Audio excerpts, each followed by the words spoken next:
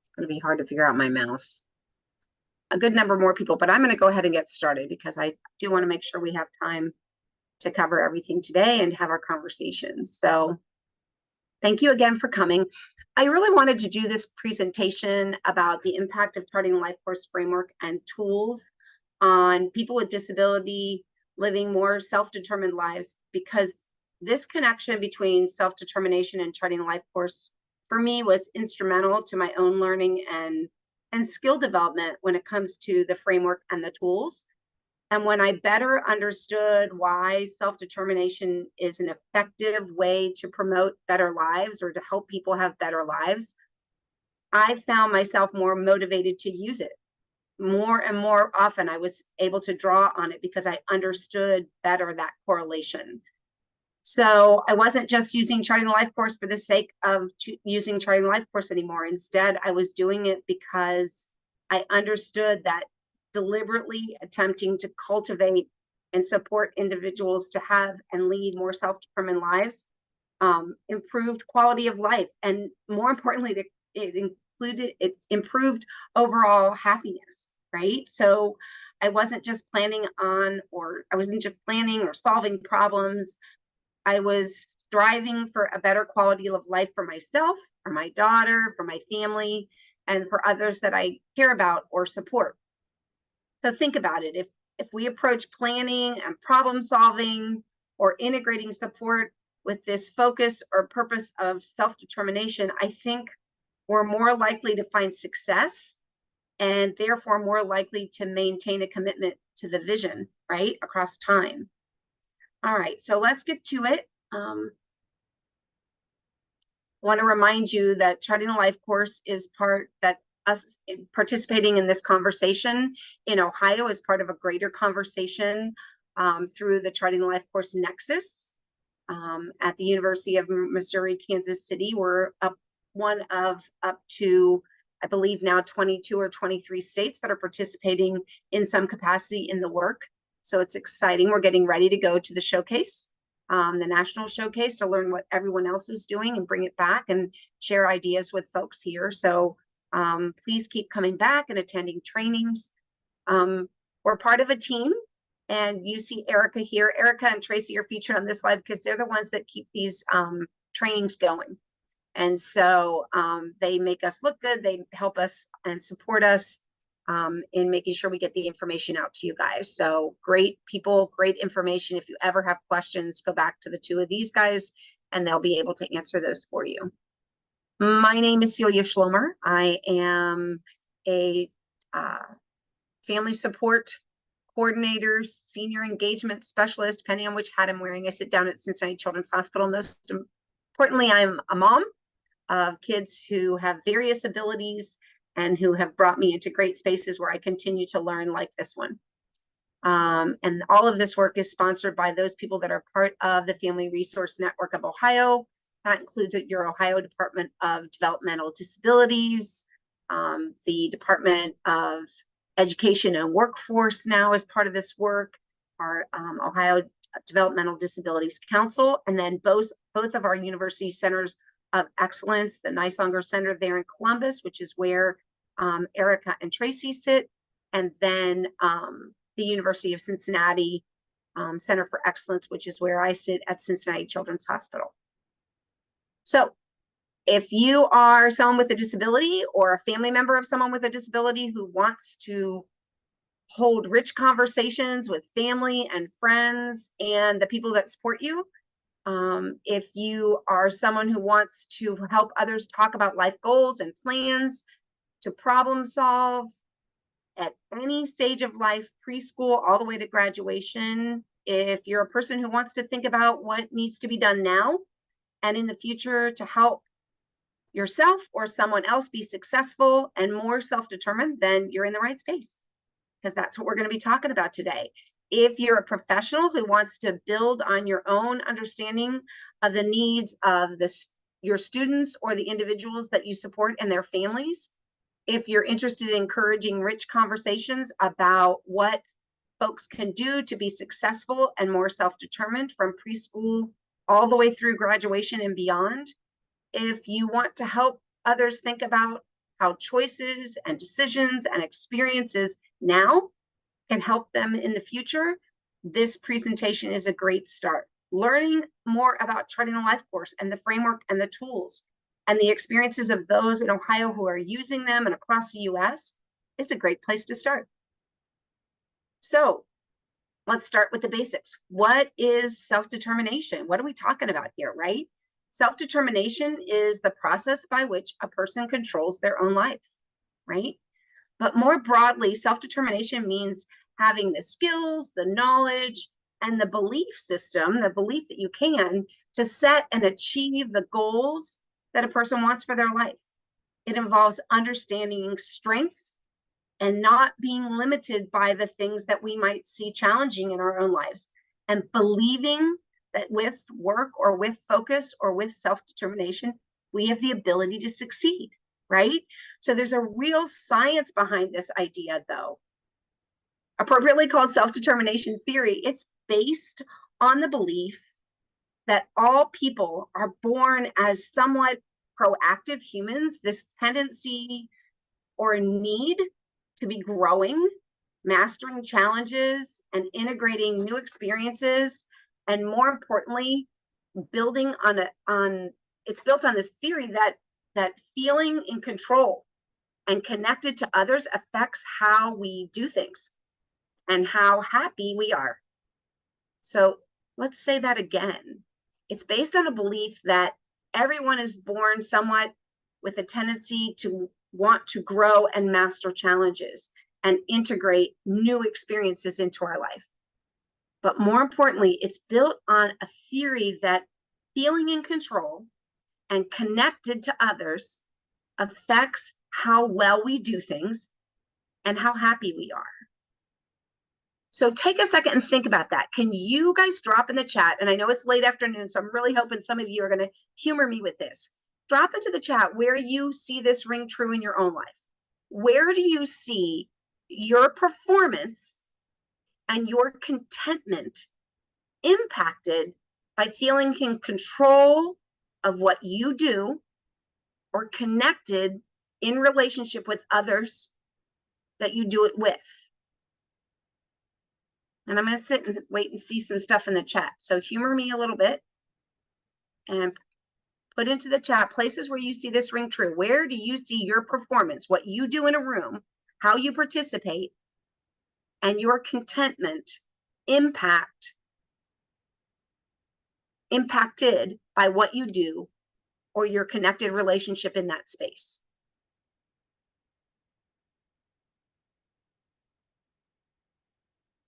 At work. Thank you, Brandy. Exactly. We see it at work. Meetings with others. Thank you, Chelsea. Yeah, how we participate, you know, contributions to my work team and feedback in meetings. I love this. Thank you. When working with others. Absolutely. What about other things like the gym, right? I feel the most in control when I clean my home to my standards. Oh my God, we are soulmates.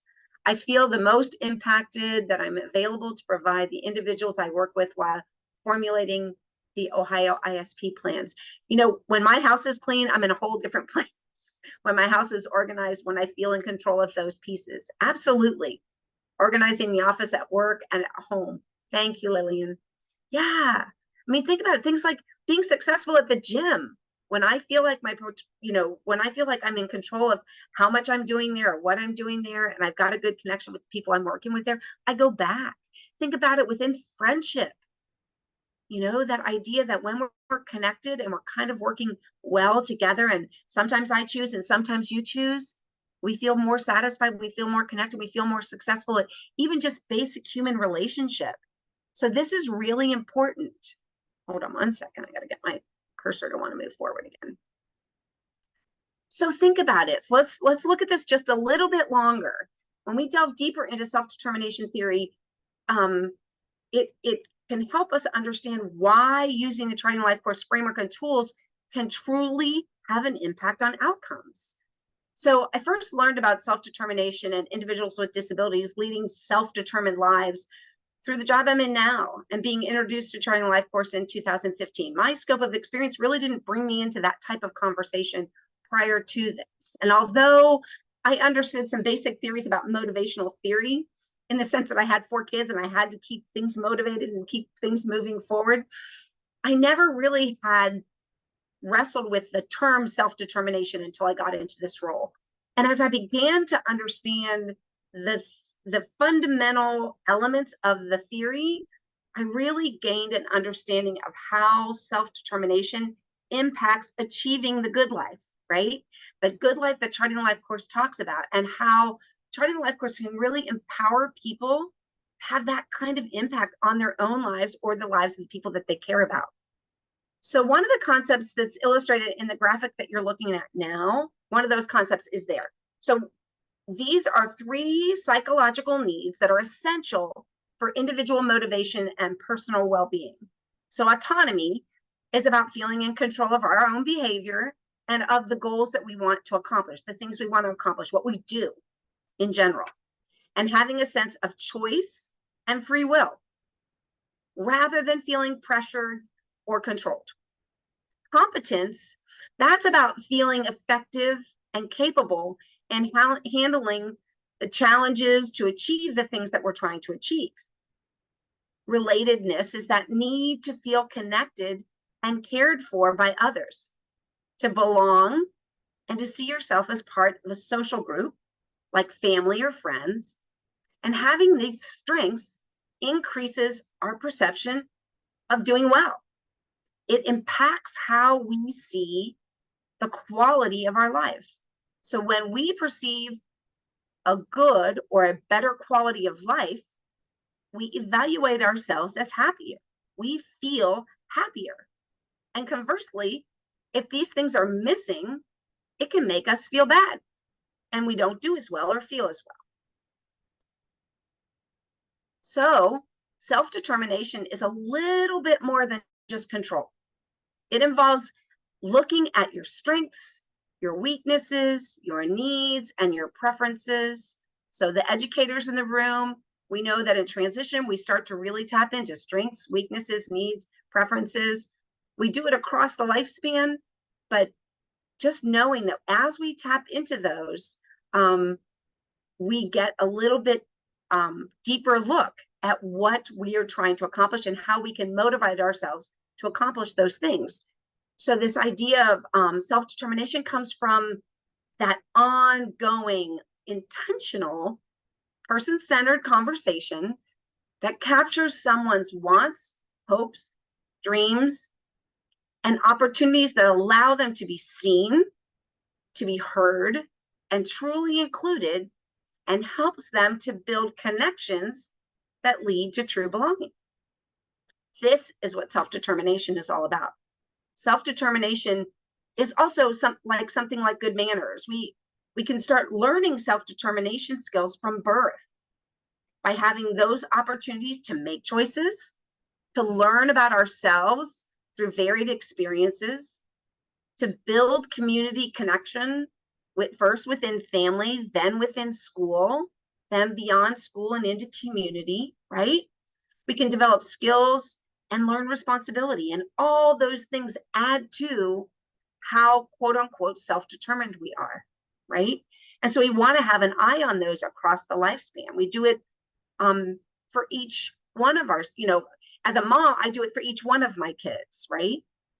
So self-determination is a human right. When you look at the American Association of Intellectual and Developmental Disabilities, which was an organization I didn't know much about until I sat at a USED, but they're an organization whose role is to promote policies, practices, and universal human rights, and support that idea of universal human rights for people with intellectual and developmental disabilities. And they take a clear position on self-determination. They promote outwardly that professionals, educators, family members, and friends who support people with developmental disabilities need to acknowledge and respect the rights of that person that they're supporting to make their own decisions. And to equally as important, to understand that their own boundaries as their supporter need to be in check, right? This means that when working in the field of disability and or supporting individuals with disabilities, We must make self-determination a priority by promoting the ideas and the principles and recognizing every opportunity for it to be at the center of what we do. And this is because historically, many individuals with intellectual and developmental disability have been denied their right to self-determination. They've not had the opportunity or the supports to make their own choices and decisions about important aspects of their own lives. Instead, they've been overprotected, unknowingly segregated, while others, often with no ill intentions, make decisions for them. And this lack of opportunity to take risks and decide things for themselves has held or can hold them back from a future of being active and valued members of their communities and living those lives that they want to live. So, how can we help others work to increase their own self-determination? There's some basic skills and abilities that can be assumed when when one feels a sense of autonomy, competence, and relatedness. Those three things that we saw back in that diagram. And these include things like choice making, decision making, problem solving, goal setting, self-regulation, self-advocacy, self-awareness, and self-efficacy.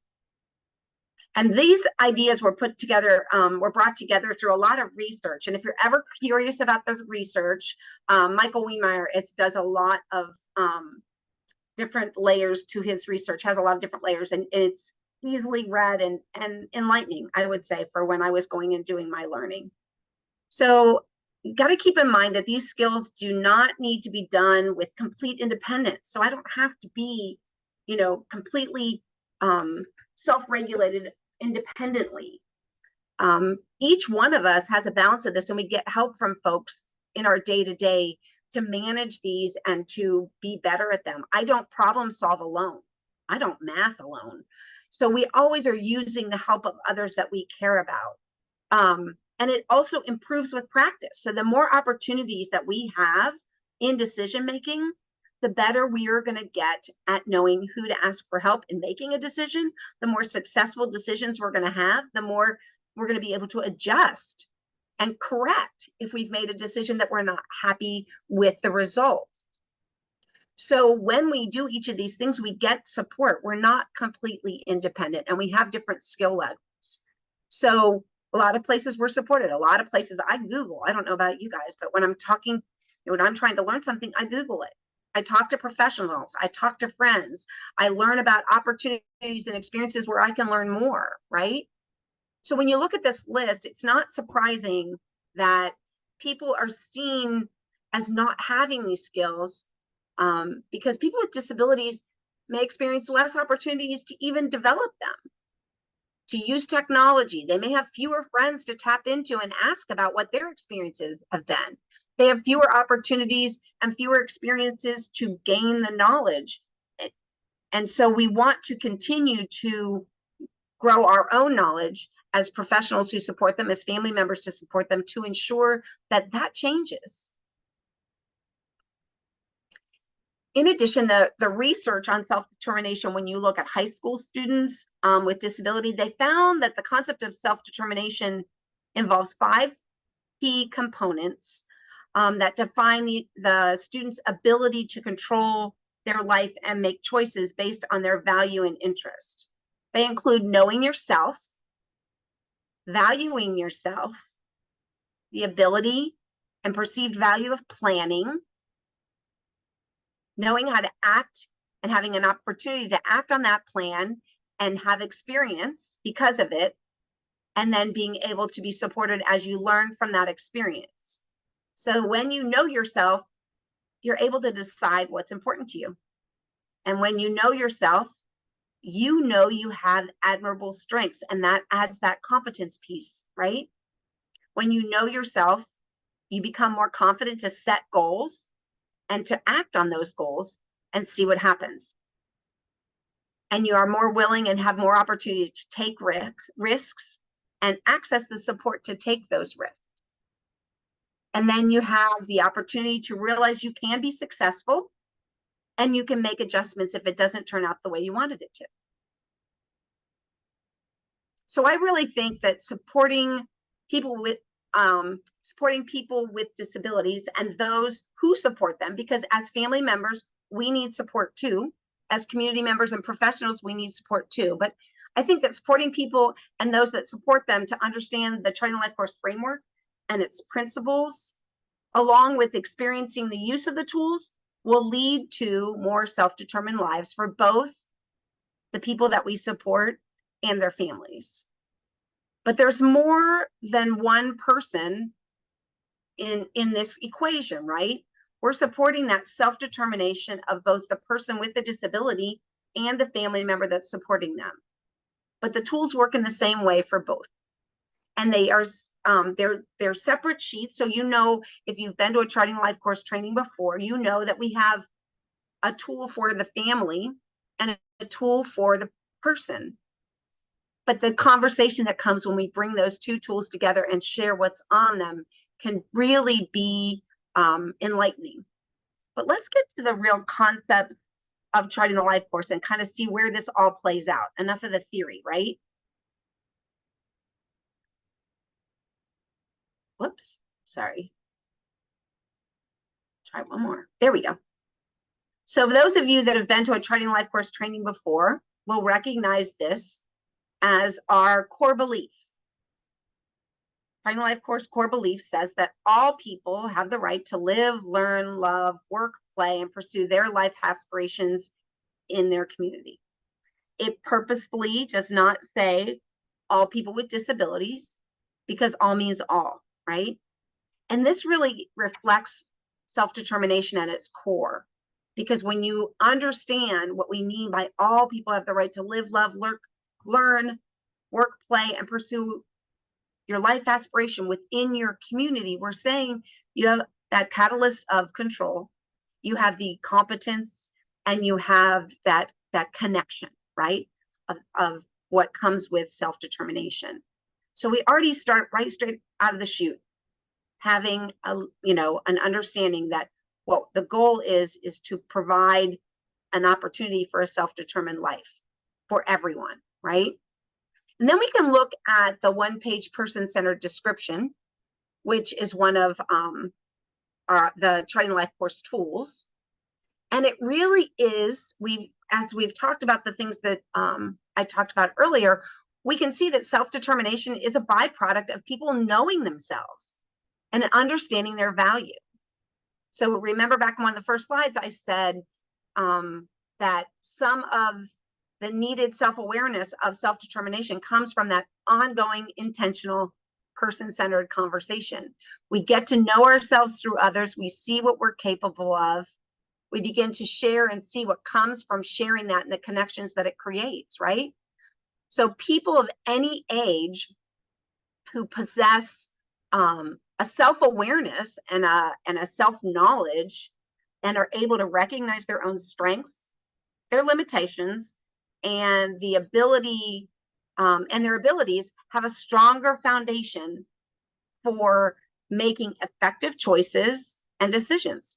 And that's research-based. And moreover, they can apply this understanding to improve on their various experiences and accomplishments. So students can gain increased awareness about how they best learn, communicate, and appropriately manage their emotions.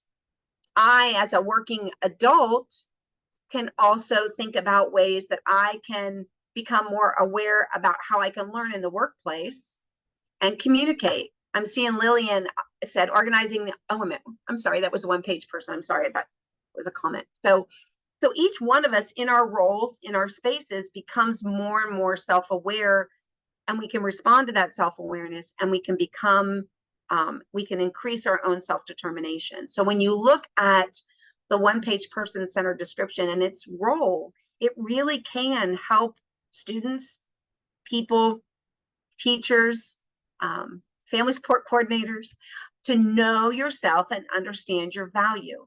And so right there at the core of those things that can help us understand self-determination and become more self-determined. So I want to share with you, in each case, I'm going to kind of share a tool from someone and kind of tell their story of self-determination within this tool. So this particular individual had filled out and completed this tool. And as I look at it, I'm just going to tap into a few things of it.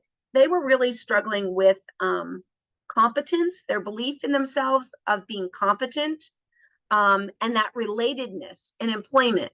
And in creating this tool, they were creating it to begin to understand themselves as they decided to leave a job and find a new job where they fit better and they felt more confident and they felt more aligned and capable, even with the limits, or not the limits, I apologize for that, within the construct of their own disability and how it came about and showed up at work. So they talked about their own creativity and their stick-to-itiveness, their willingness to try, their ability to juggle and do multiple things at the same time and still manage their responsibilities, and their ability, though, to know their limits and be respected, but to set boundaries, because they tended to say yes because they didn't want to disappoint people, but at the same time, they kind of said yes beyond what they were able to do. So they recognized their strengths, but also saw their more challenging, the way those strengths or fit the challenge or became challenges at work. In their what's important, they talked about that independence in the workplace and to have trust. Really what had happened was their trust had been broken. Their ability to feel as if they were autonomous was coming into play. They didn't want to be micromanaged, and they wanted to be able to manage at least a cordial relationship at work with everyone. So you see those things. They even went so far as to talk about having an expectation of a level of self-determination, that she really wanted to see that come into fruition. And then lastly, when she talked about how to best support her, it was creating that open communication, identifying clear means to communicate, having people believe that she was capable, offering clear, detailed trainings and expectations. So again, that idea of saying, if I have this, I'm going to feel more competent, I'm going to feel more connected, and I'm going to feel more control. And this really kind of made a very large difference in how she felt moving into a new job. She just was ready to have a job where everything fit.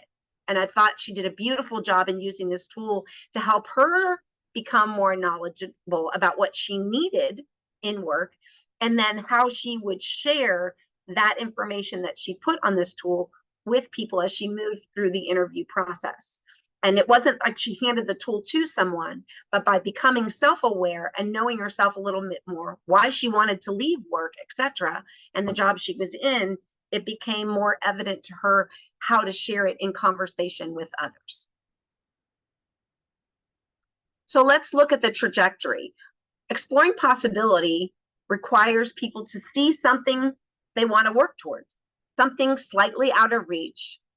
So often this seeing possibility of what I can try to do comes from someone simply asking those questions. What do I want? What do I not want? And writing it down, right? So that exploring trajectory from charting a life course allows for this type of vision work. And we hear the comment all the time when working with folks with these tools. No one has ever asked me that in that, what I want before. No one's ever asked me that. Such a simple question that allows that growth in control and autonomy. I get to say what I hope is the outcome, what I want to see happen. And again, by working towards it or recognizing the things that I've done already that are moving me towards that, helps me feel, again, that competence that I like. So there you can see with the Charting the Life course trajectory, that knowing about where, giving us a sense of control and that seeing our own competence in it, right? So again, that knowing and valuing of self. A lot of times when I'm doing just a straight up Charting Life Course conversation, I'll talk about that. This is permission to dream, right? That ability to look at where I want to be and how I want, and what I want to avoid. So when people are faced with challenging yet reasonable opportunities that align with my likes or with their likes and dislikes, they can move towards that goal and at the same time move towards like sharpening and increasing their self-determination skills, because I'm doing something that's just a little out of reach, but I feel a sense of control, and I can see that based on the things I've added to the trajectory that I am competent and I can step into this little bit of risk comfortably and confidently. So again, I want to share with you one of these tools, and I'm going to zoom in because I know this is very tiny. And in this trajectory, a young man was still in high school, and he is now beyond high school. This trajectory, he's moved beyond it. But when he first did this with his mom, they talked about what he wanted to do moving forward. And this is the kid who, how we would define it, is twice exceptional. So he has an identified disability, but he also had some spaces academically that he is gifted, right? And so he wanted to go to college, and he very specifically wanted to go to a certain university, right? You see it right there. He had an idea for being a game designer, wanted to live on his own. He was very specific. He has older siblings, and he very much wanted the life that he saw his older siblings have, right? He wants to continue to meet new friends. He wants to be able to have time independently with friends and go hang out, working through high school, wants to get married, wants to do activities in the community and get good grades in school.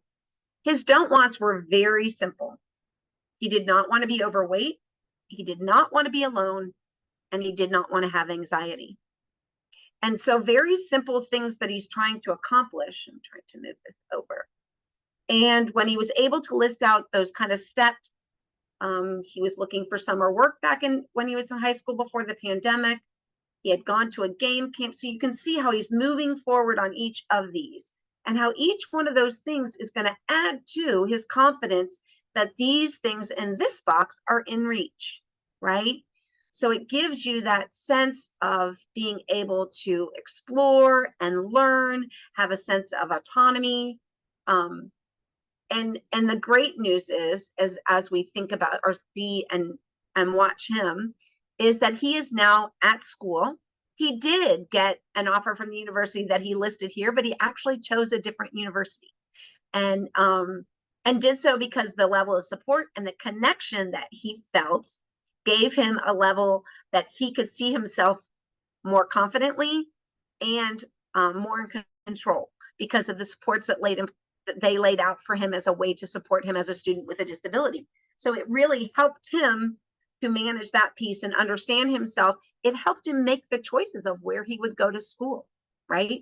And so each time he's utilized the ideas that he had in this, it impacted him in his self-determination. So again, another great way that you can see it, they didn't say let's develop a trajectory so you can become more self-determined, but that is really what happened as he progressed through it. So then I've got up next is our planning trajectory, and that adds those two squares in the middle where we're really talking about what we're going to do next. It lays it out more of a mapping kind of space. And this is where that planning and action comes through that we said from Wiemeyer, who said, you've got to be able to have the opportunity to plan and the opportunity to act, to develop those self-determination skills. So that planning and action is what makes this thing that you've put out in front of you, this new objective, seem more possible, right? So you're learning how to set and attain goals, and that helps people to understand and work towards what's most important to them, right? Because the trajectory, asks them to reflect on the past. It asks them to recognize their current accomplishments up to this point, and it helps them to learn about unexpected challenges and pivot in ways. It helps someone see that they're able to accomplish things because they've done so in the past. I see those things I've already done, and I'm like, yes, I'm on my way. to the idea of reaching these goals, encourages people as they seek direction on how to do it, as they become more independent and interdependent. That idea that I'm reaching out to others to say, this is my goal, I'm trying, how can you help? Right? It's important to support a person's understanding of the process of how you reach a goal through that planning and action, and looking at each step instead of narrowly focusing only on that place I'm trying to get. So it breaks it down into those baby steps, which helps me understand how I'm going to do it, which then does what? It increases control, increases competence, and it makes me feel more connected to the people that are supporting me. So again, it just all aligns so nicely. This particular trajectory, very briefly, takes the time. You look here and you see that, and this young man, I would say has some levels of impact from his disability, especially in the areas of communication, and because sometimes he communicates through behavior, he's run into places where people limit what he's allowed to try or allowed to do, right? And so this trajectory really helped his mom focus on the things that he wanted to be able to do, and to work with the people that supported her and him, whether it be in school or in the community, in a way that still helped them be able to really kind of push the conversation to not if, but how he was going to be able to do the things that were important to him, because traveling and being with his family was really important. And it was funny because we spoke right before I was putting this together, because I always try to tell her when I'm utilizing tools that they have shared with me. And that was a big thing for him in COVID. Prior to COVID, he loved to travel, and he was a very successful traveler with his family to go different places and see other family that lived out of state. And he really enjoyed doing that. He enjoyed the connection of family and knowing that he had family, but he also enjoyed going places and doing things. And post-COVID, they've kind of had to reestablish some things, and there's been a little bit of regression. And so she said to me, she goes, it was good for me to look at this again, because it again reminded me of what we were trying to do. Again, lifting her own self-determination as to what we might do next. His ability to communicate, he always wants to be able to communicate what he wants and what he needs. And so that was one that definitely comes into play for him, in a way that him feeling content, him feeling capable, was really going to lead into his happiness and the quality of life that he had. And those both came into play again for his family as they supported him. So again, looking at each of these, and when you look here at what he didn't want, that speaks greatly to that relatedness and that idea of, I want to be with my family. I want to feel comfortable in a way that I can be in my community and be with my family. And so again, it's something simple, but it helps them really recognize how they can plan and move forward.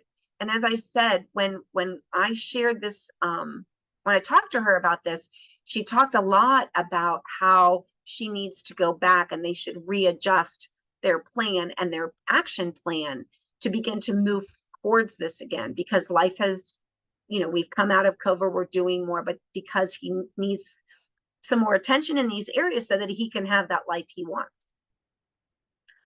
So let's take a second and look at the integrated support star. Again, I've got the integrated support star that is the split star. So we have those boxes of now and future. And again, those leaning into that planning and action, right? So when you think about the integrated support star, you're asked to see yourself from a strength-based, person-centered lens.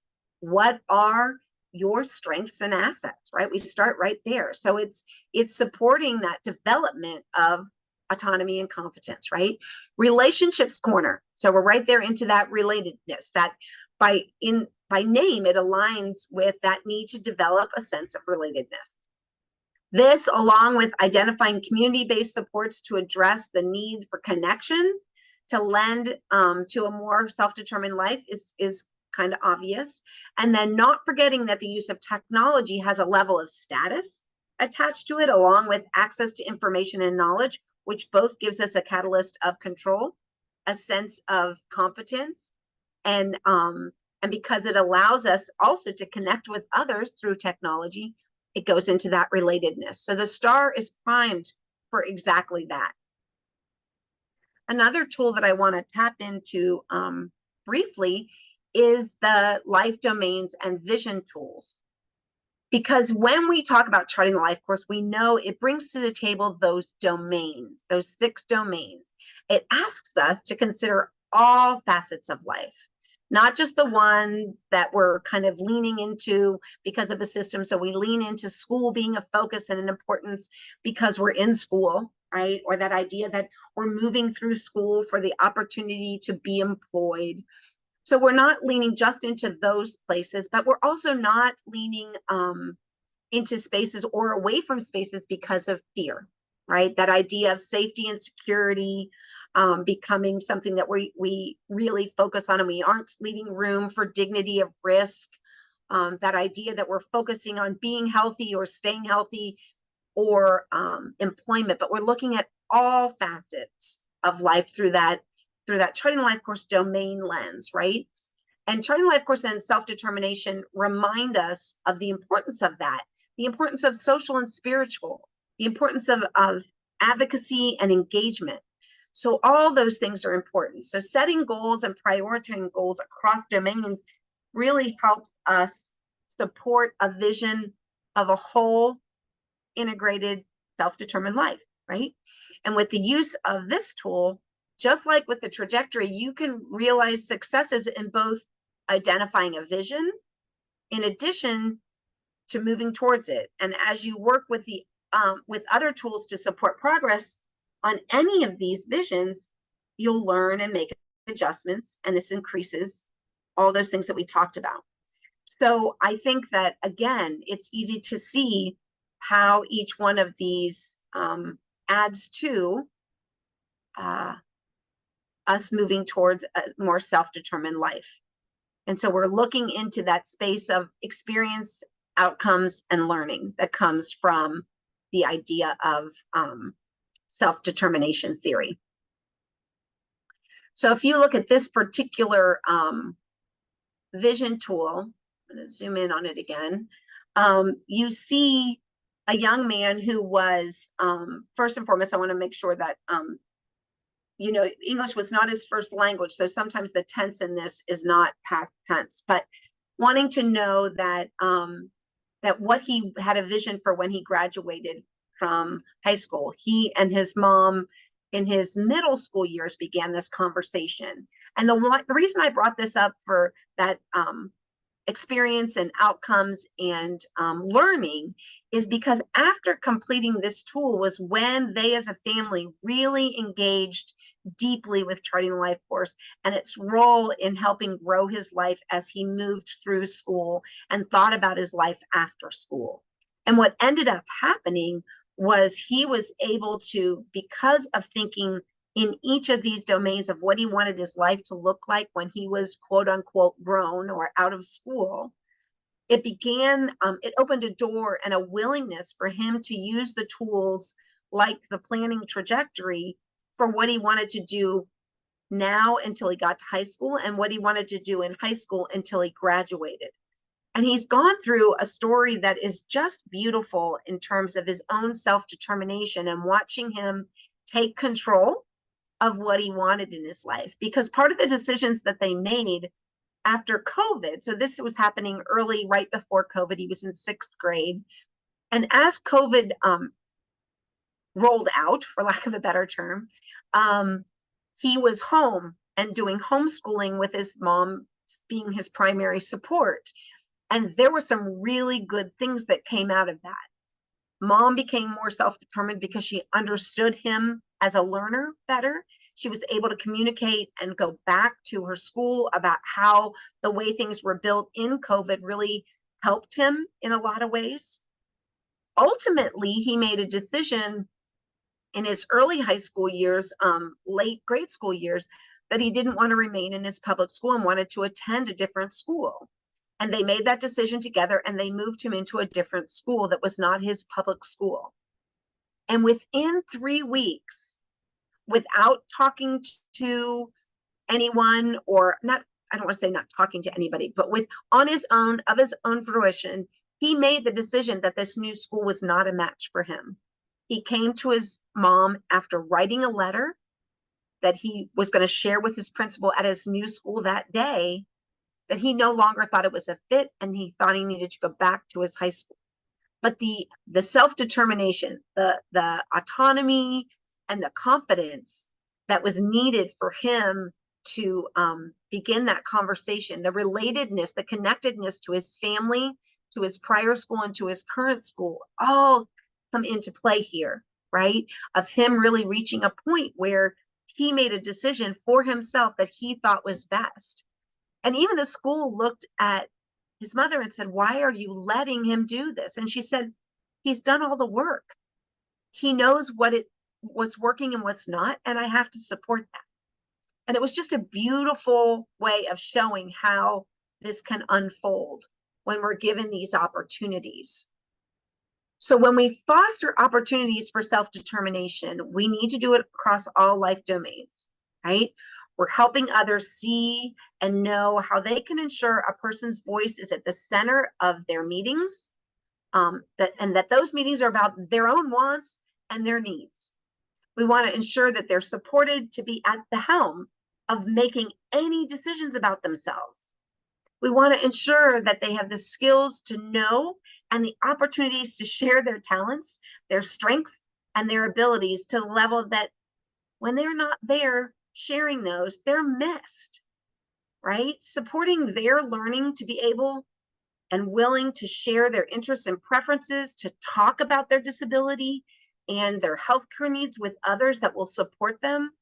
All of this is in an effort to ensure that they're able to access the life they want. It's not us doing our jobs, it's them accessing that life that they want. Because as each one of us grows, it's important to know and share with others how you want to spend your time, what's important to you at home or in your community, how to stay safe, and who can help you, who you care about and who cares about you. Because when we think about the impact of envisioning a life across these connected and integrated domains, we see the benefits of all the people and things that support a person to be thinking across them, across these different parts of life, and building that self-determined life. Oops, sorry. And as we grow, it's important to know and share with others fun and interesting things about your disability or healthcare needs, or about fun and interesting things you enjoy to do, things about your disability and your healthcare needs, any of the rules or laws that affect you, so you can stand up for yourself and share what you want and need, and how you can get involved in your community so that you have a sense of purpose and make valued contribution. So one of my favorite tools that really and purposefully shares and shows how one can talk about self-determination within the constructs of charting the life course is the Charting the Life Course Experience and Questions book. And this book helps really identify opportunities for people of all abilities and all ages to gain experience and identify and create opportunities to make choices, exert control, understand options and consider options for any choices, or to solve problems. So it invites people who support individuals with disability or individuals without disability to consider inviting them into the process and helping them learn to set and commit to goals, to ask for support, to reflect on outcomes, and identify ways to improve. All of which are self-determination characteristics, sorry. So this book can be found at our FRNO website, and I think Erica's going to drop it in the chat for you too. I also am going to be doing a lunch with LifeCourse on Thursday of this week and going into this tool a little bit more. But just real quick, you'll see how it breaks it down by life stage and by domain. So this one is your social and spiritual domain. And you can see how some of these are starred. When you look at those, the ones with a star are specific to growing or supporting self-determination skills. And so as you look at it, if you're looking for ideas, places to go, where do I start? This tool is a great place to start. And it boils down, or it breaks it down by domain and by life stage. So you can see this one is employment and daily life and employment. And again, you'll see it broken down into school age for education, for employment, and and for family life. And each one is divided that way. In addition, there's another example, another page, which is your community life. If you want it more by life stage, you can use our quick guides. And those are, again, starting with early childhood, school age, transition to adulthood, and into aging. And each of these tools encourage opportunities to make choices, set goals, assume responsibility, and drive your life and doing it in the way you want to live it. So again, building and encouraging experiences that support growth to a self-determined, autonomous, and independent life, but interconnected. Sorry. So I love this quote. This is from Dr. Shelley Reynolds, who was part of the beginnings work and of charting a life course. And she said, without self-determination, it's hard to know what your good life is. And it's hard to advocate for it and to make it happen. I mean, it's as simple as that. We need to know where we're headed. But the way we get there is through self-determination. So encouraging that and ensuring that for the people we support professionally, for the family members that we love and care about, is really what Charting a Life Course is about. It's that live, love, work, play, and pursue your life aspirations in your community. All of the tools are available at our Family Resource Network of Ohio. I encourage you to go there and learn more about opportunities for learning and connection with other people in Ohio using the tools.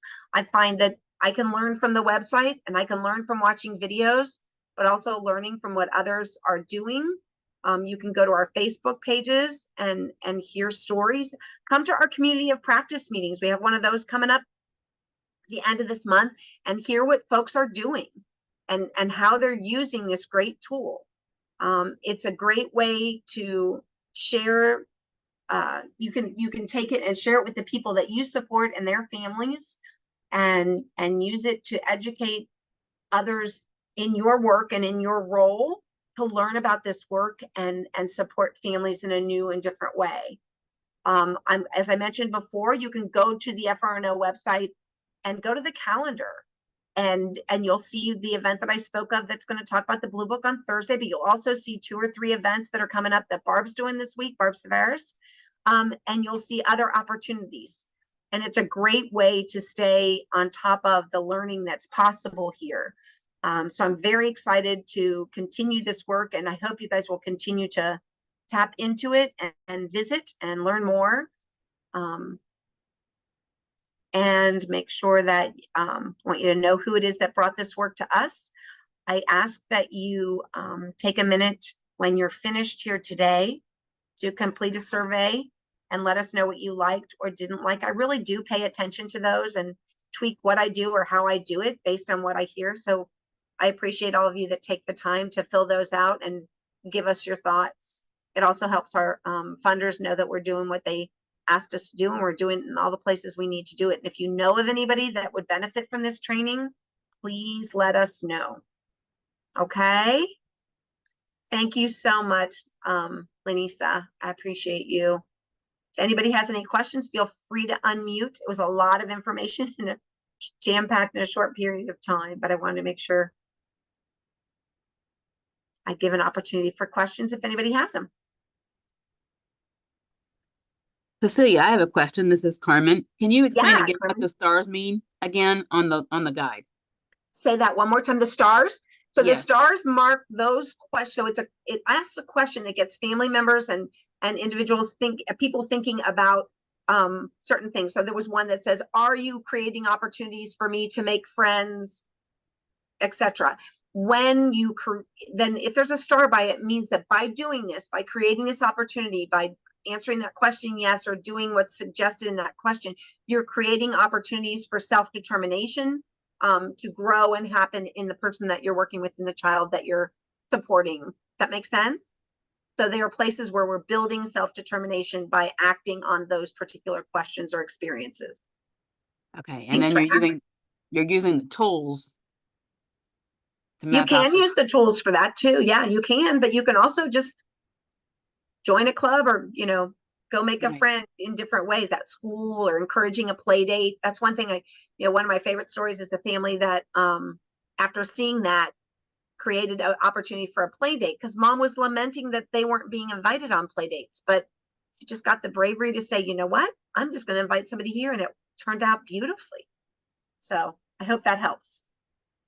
Okay, thank you so much. No, thanks for asking, Carmen. Anybody else?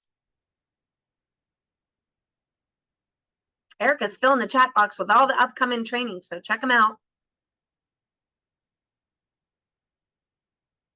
Oops. All right, well, I'm going to let you guys go. Have a great day, and we'll see you later this week, hopefully. Sign up to come to the Lunch with Life course. It's only a 30-minute one, so it's quick